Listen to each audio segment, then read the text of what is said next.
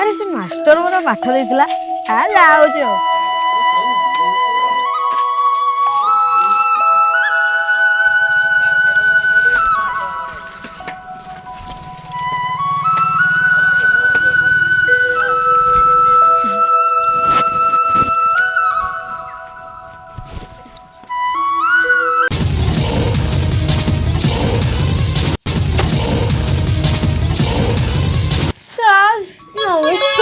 नमस्कार नमस्कार बस बस बस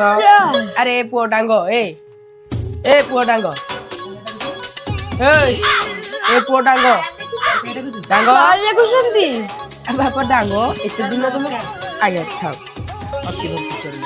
एते दिन तुम कुआडे थिलो तमरो पुनी गोटे एक्स्ट्रा छुट्टी बहु चाली न जानइलो मैडम मैडम मैडम पैक ए डांग ना मैडम करी न अभद्रम करू ए हे ए डांग केडा होची रे ओ डांग ए बापा डांग डांग उठ ठीक आसिलो पुओ सर नमस्कार सेपटू को समस्त सीधा कही चाहिए बसबे तमें गोटे पछपट को चाहिए बसबे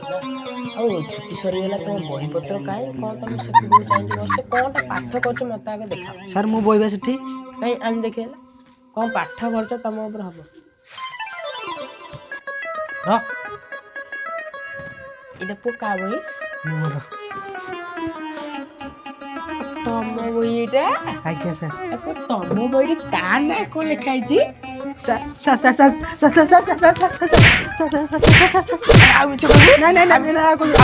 अधिक छुट्टी ना मिछ कथा अधिक मिछ अधिक स्कूल को यार कौन मोबाइल कौन सी कौन पूरी छाड़ में चश्मा नहीं कि स्कूल को मोबाइल आज मार देबी तते आज मार देबी आज मार देबी आ कोइबू आ दिन सेमती नहीं सर कौन पाठ पढुछु देखि पछरिया एटी के कहलु दुई पंचा केते 2.5 2 पंचा 5 भल पाठ पढिबु तू आ बडा बडा चाहिँ देशर गौरव अरे एमिति टेकी धरि एमिति अरे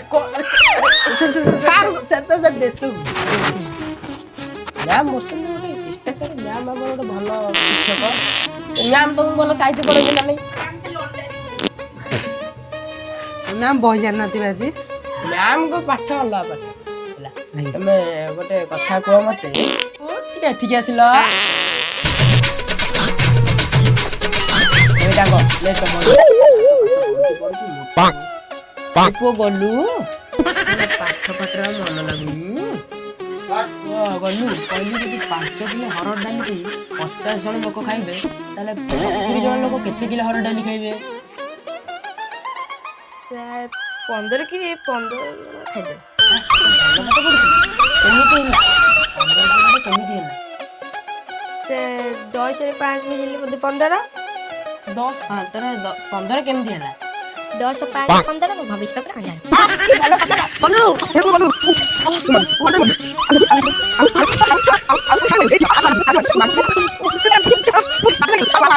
पापा कोन जा पाठ पढी पढी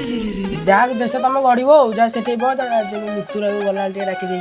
सर आज्ञा आपण कथा को सब लोग मानि अति भक्ति बाबा जी मुतुरा डाकुछ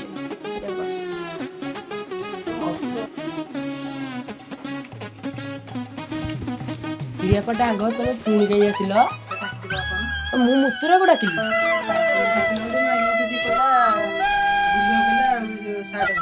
बुलुआ डांग तो पुणी गई आसिलो मु कहि तमको डाकिबी मु तो गल्लू को कहली जाई से मुतुरा को डाकिबो सर गल्लू बा कहला आपण डाकंती बोली मु तमको डाकिनी तमे जाओ जागारे बस मुतुरा को डाकी देबो भाई सर नमस्कार अरे पो मुतुरा ये कोन तू तमे गोटे साहित्य लगी गोटे बाकी उठन कहलो चल कोई भी होते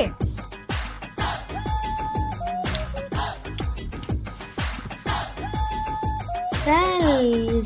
गणित चल साहित्य दीदी को एपाल ब कुमुतुमु कुतु कुतु तू एक कथा कहीं जाइलु